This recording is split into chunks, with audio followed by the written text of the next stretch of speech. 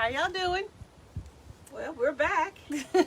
And it is Sunday afternoon after the Cowboys victory. How about them Cowboys? Yay! I guess you can tell this is a Cowboy household. If y'all are like us, I know y'all are probably celebrating. I don't know how many people will actually be here to listen to this live. But it's not going to be a long one, but I felt like it was an important one. We're going to talk about body image today. What your body image means to you, and how you can feel better about yourself and about your body. We really are just as involved in this topic as all of the rest of the topics that we have, because just like everyone, we have body image. I won't say issues, but we all wish we could just be just a little bit finer. You know, not that we're just totally unhappy, but just a little bit finer. But really, when you come to body image, it involves two things: how we feel about ourselves physically, and then how we feel about ourselves mentally. So, and those two things can really cause some dysfunction if you're not careful with it.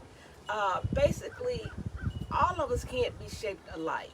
Okay, I grew up in a household with four sisters, or five girls in my house, and thank God we all have different body structures, because it might have been just a little bit of envy there if somebody was just fine all the way down. But no, God split all of it up with us. He gave some of us where we had a Coca-Cola bottle figure, you know, just curves, and thank goodness that was the one next to me, and we were real close. Now, that wasn't me. I had an RC bottle figure, just tall and slim. But we just learned to appreciate it, and when we were growing up, body image wasn't really a big deal. That's because that was so long ago, and you didn't have all of everything escalated with Instagram, TV commercials, magazine covers. Everything shows a woman that is perfectly curved, perfectly aligned bust, perfectly aligned waist, perfectly aligned bottom. Well, we know that that's not really the way things go. And then sometimes we have to really be concerned about our body image because of health reasons. And if that's one of the things that is an issue, you definitely need to address it. And then some of us just want to look better. And if that's an issue, then go for that too. But don't let it disturb your mental structure, your mental well-being, because I think that's when it really gets to be to the point where it becomes unhealthy.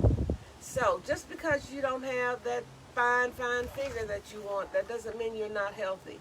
But you need to try to keep yourself mentally strong. And then I'm gonna let Sonia take it from here. But what I also want to say is that in learning to love yourself, we talk a lot about that self-love.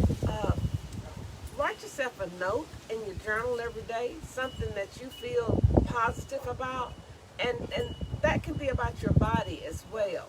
You know, I woke up this morning and I was able to zip those jeans. I hadn't been able to zip them I don't know how long. And so then when you can't zip them, do like I do. I have to lay on the bed and call my husband and then tell him to zip my jeans up for me. So, and I put them on and go on. He said, well, if they're that tight, you know, yes, I do. Because out of her dress. that's another secret there.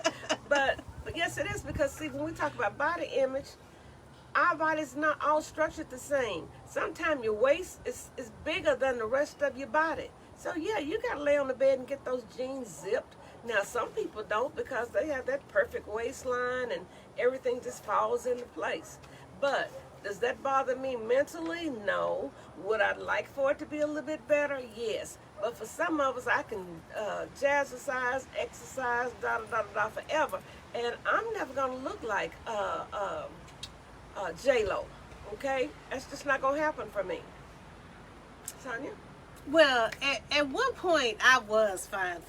I had a banging body, okay? And if you'll notice, we have on the same shirt. This is a shirt that we wore for my mom's 70th birthday celebration where we were all in Cabo, and you got to know we were banging in Cabo. But the minute I left Cabo, all the weight that I had lost came right back on me. For a while it was just normal for me because, like I said, I had that Coke bottle. I had the curves in all the right places. I had the body that people were paying for. Now, the body that girls going to pay for, getting the BBLs, all of that, that was mine because God gave it to me. But I didn't always know how to appreciate that. I learned later on, but I didn't always know how to appreciate it because, as my mom told you, she was always just tall and slim.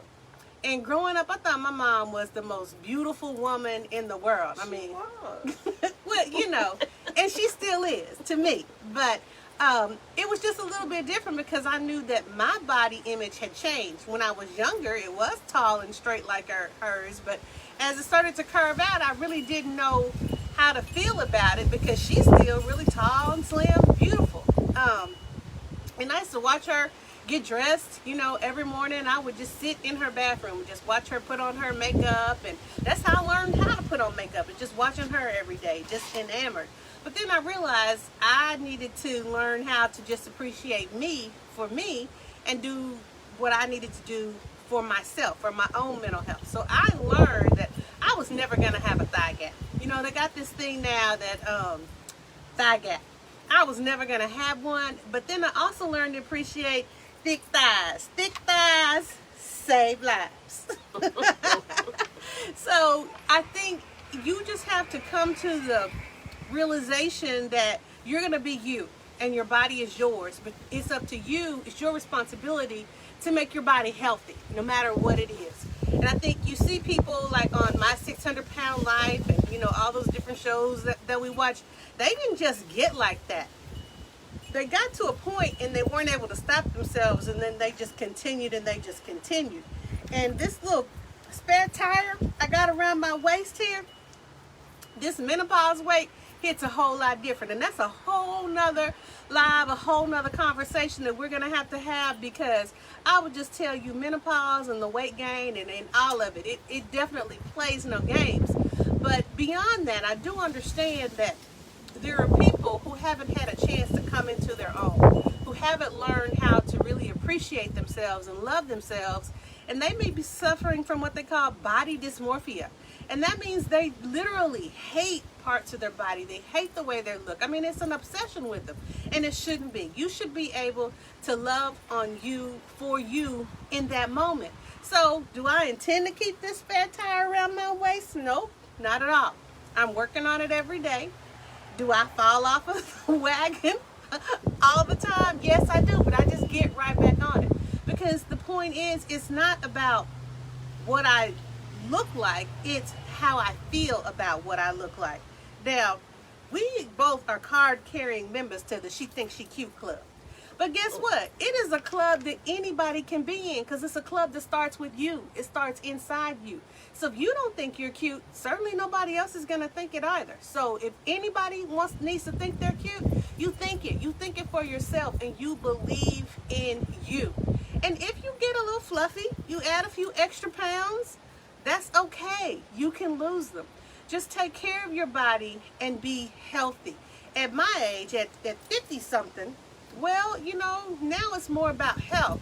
And also, I don't know if many of you know it, but I had a really bad break. I broke my ankle 3 different places, had 2 surgeries, really have had to work hard to get my mobility back. And it's something that I just don't take for granted anymore. And so now I understand that, I have to work a little bit harder maybe to lose that weight. But now for me, it's not just about losing the weight. It's about being healthy.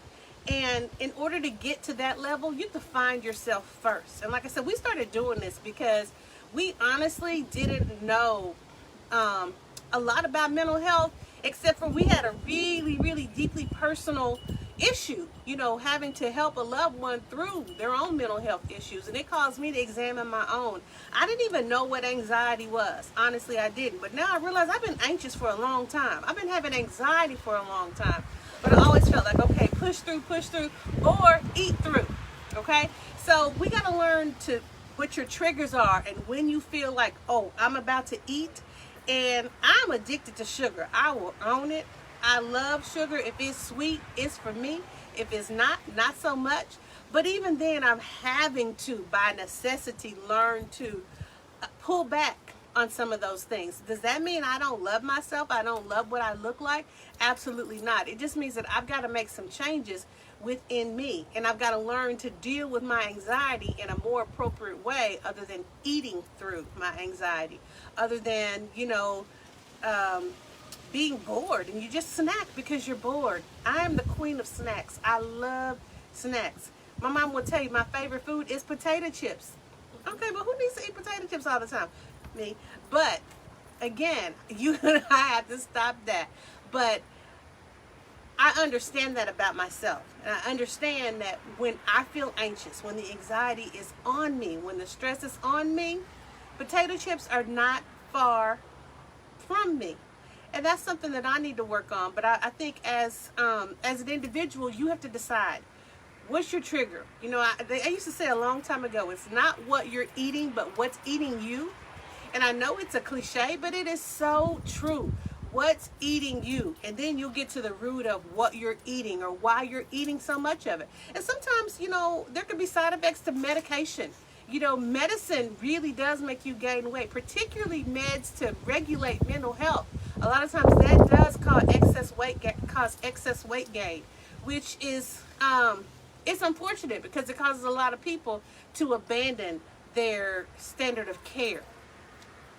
Well, I want to go back to that body dysmorphic that Sonia talked about. She said Body dysmorphia. Well, and body dysmorphic as well. Depends on how you're using it. But I want to go back to body dysmorphic, because really sometimes that really is just the way that you perceive yourself to be. You can have something very, very small, and it will be a really big deal for you. It will not be even noticeable to other people. And that's where the dysmorphic come in. And you have to realize that, okay, that's a problem, that's an issue. So that's something you need to address. Why are you feeling so overwhelmed because of that? And then the other thing that I think you need to look at is that sometimes our body issues are perceptual. And perception really isn't reality. So all those things go back into mental issues as well. Behavioral. If it's a behavioral issue, then that just gets in the way you feel about yourself. I feel when I look in the mirror, I don't really see what everyone else sees. I see myself as undesirable.